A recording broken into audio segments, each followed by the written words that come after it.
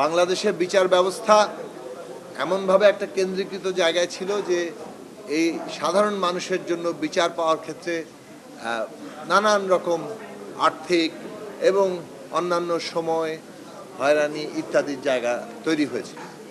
বিচার ব্যবস্থা এখন যেভাবে বিকেন্দ্রীকরণের ব্যাপারে একটা জাতীয় ঐকমত্য তৈরি হলো, এর মধ্য দিয়ে সাধারণ মানুষ অনেকটা উপকৃত হবেন এবং আজকে গণতান্ত্রিক বিনির্মাণের ক্ষেত্রে অন্যতম গুরুত্বপূর্ণ শর্ত যে বিচার ব্যবস্থাকে একদিকে যেমন স্বাধীন করা, বিচার ব্যবস্থাকে আবার মানুষের আশ্রয়ের জায়গায় নিয়ে যাওয়া, মানুষ যাতে সহজে ন্যায় বিচার পাওয়ার পথ পেতে পারে, তার পথটা প্রশস্ত হয়, সেই দিকটা নিশ্চিত হল।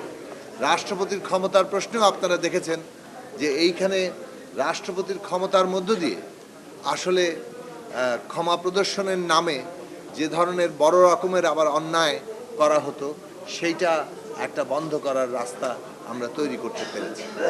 এই সব বিষয় ঐক্য আমাদেরকে যে জায়গায় নিয়ে যাচ্ছে, যে বিষয়গুলোতে আমরা এখনো কিছুটা অমীমাংসিত জায়গায় আছি, যেমন সাংবিধানিক পদে সাংবিধানিক একটা নিয়োগের কমিটি তৈরি করা, আরেকটা হচ্ছে উচ্চ কক্ষে সাংখ্যানুপাতিক পদ্ধতিতে উচ্চ কক্ষের সদস্য নির্বাচন এবং উচ্চ কক্ষে সংবিধান সংশোধনের প্রশ্নটিকে বাধ্যতামূলক করা, অর্থাৎ ওইখানেও উচ্চকক্ষেও পাশ হতে হবে। এই যে প্রস্তাবের জায়গাগুলোতে আমাদের এখনও দ্বিমত রয়েছে।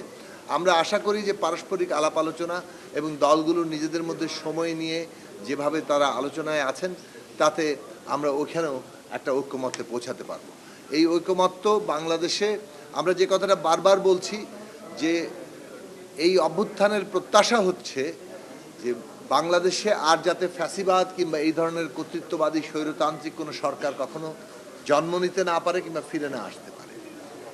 সেক্ষেত্রে প্রয়োজনীয় জায়গাটা হচ্ছে যে শাসন ব্যবস্থার মধ্যে ক্ষমতার ভারসাম্য তৈরি করতে হবে, যাতে করে জবাবদিহি থাকে।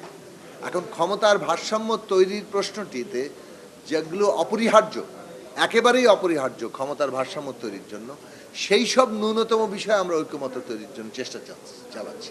রাজনৈতিক দলগুলোর মধ্যে মত পার্থক্য থাকবেই, কিন্তু যাকে বলে রুলস অফ দি গেম, কিভাবে আমরা এই পুরো রাজনৈতিক ব্যবস্থাটা কোন নিয়মে চলবে, তার ন্যূনতম জায়গাগুলো যেটা ক্ষমতার ভারসাম্য নিশ্চিত করবে এবং যে কোনো ফ্যাসিবাদী তৎপরতাকে পদ্ধতিগতভাবে ব্যবস্থাগতভাবে রুখে দেওয়ার জন্য চেষ্টা করবে, সেই ব্যবস্থা নির্মাণের কাজটাই আমাদের লক্ষ্য।